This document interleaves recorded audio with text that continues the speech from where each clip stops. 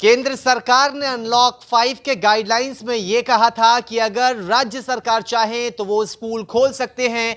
पूरी तरह से स्कूल खोलने की जो जिम्मेदारी है वो राज्य सरकारों पर दे दी थी।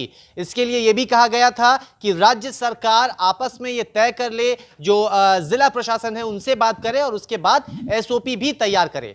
अब कई सारे ऐसे राज्य हैं जिन्होंने 15 अक्टूबर से स्कूल खोलने का फैसला किया है, लेकिन कई ऐसे राज्य भी हैं जिन्होंने कह दिया है कि अगर पढ़ाई करनी है तो वो ऑनलाइन के जरिए भी हो सकती है। स्कूल खोलने का सवाल ही नहीं, क्योंकि कोरोना अभी जारी है। चलिए सबसे पहले आपको हम बताते हैं उन राज्यों के बारे में जिन्होंने 15 अक्टूबर से स्कूलों को खोलने का फैसला लिया है। इनमें है उत्तर प्रदेश, उत्तराखंड, बिहार, पंजाब, मध्य प्रदेश। ये ऐसे राज्य हैं जिन्होंने ये कह दिया है कि हाँ, हमारी जो तैयारियां हैं वो लगभग पूरी हो चुकी हैं और 15 अक्टूबर से हम स्कूल को खोल सकते हैं। जो एसओपी है वो उन्होंने लगभग तैयार कर ली है।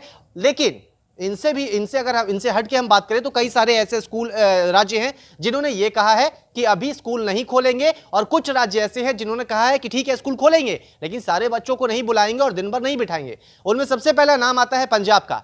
पंजाब की ओर से यह कहा गया है कि अगर स्कूल खोल रहे हैं तो वो सिर्फ 9वीं से लेकर 12वीं क्लास के छात्रों के लिए खोलेंगे और वहां पर जो क्लासेस है वो सिर्फ दिन में 3 घंटे की होगी। यानी कि हर रोज जो छात्र 6 घंटे 7 घंटे स्कूल में रहते थे वो नहीं होगा, सिर्फ 3 घंटे की क्लासेस चलाई जाएंगी और वो भी सिर्फ 9वीं क्लास से लेकर 12वीं क्लास तक के छात्रों को ही स्कूल आने की अनुमति दी जाएगी और उससे जो जूनियर छात्र हैं उन्हें नहीं बुलाया जाएगा। इसके लिए जो एसओपी है वो अभी तैयार हो रही है। इसके अलावा अगर हम बात करें महाराष्ट्र की, महाराष्ट्र सरकार ने साफ तौर पे कह दिया है मतलब ही नहीं है छात्रों को स्कूल बुलाने का, क्योंकि कोरोना जो है अभी जारी है और कोरोना का जो खतरा है वो जब तक कम नहीं होगा तब तक हम छात्रों को स्कूल नहीं बुलाएंगे। उन्होंने ये साफ तौर पे कह दिया है कि अभी स्कूल हम बंद रखेंगे और इसीलिए वहां पर स्कूल अभी नहीं खुलेगा। अगर बात करें हम दिल्ली की, तो दिल्ली सरकार ने यह फैसला सुना दिया है कि 31 अक्टूबर तक स्कूल खोलने का कोई मतलब नहीं है, क्योंकि कोरोना के जो केसेस है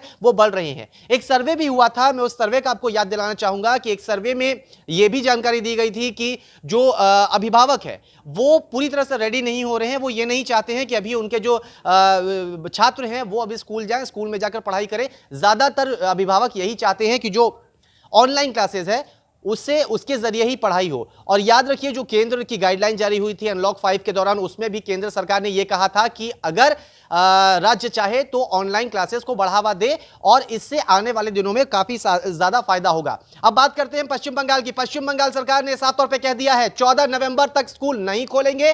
काली पूजा खत्म होने के बाद हम स्कूल खोलने पर विचार कर सकते हैं, वो भी तब जब कोरोना की जो स्थिति है वो कंट्रोल में होगी और अगर अभिभावक रेडी होंगे तो कुल मिलाकर कई सारे ऐसे राज्य हैं जिन्होंने ये तो कह दिया है स्कूल नहीं खोलेंगे, लेकिन कुछ राज्यों ने यह कहा है कि हां हम स्कूल खोल रहे हैं।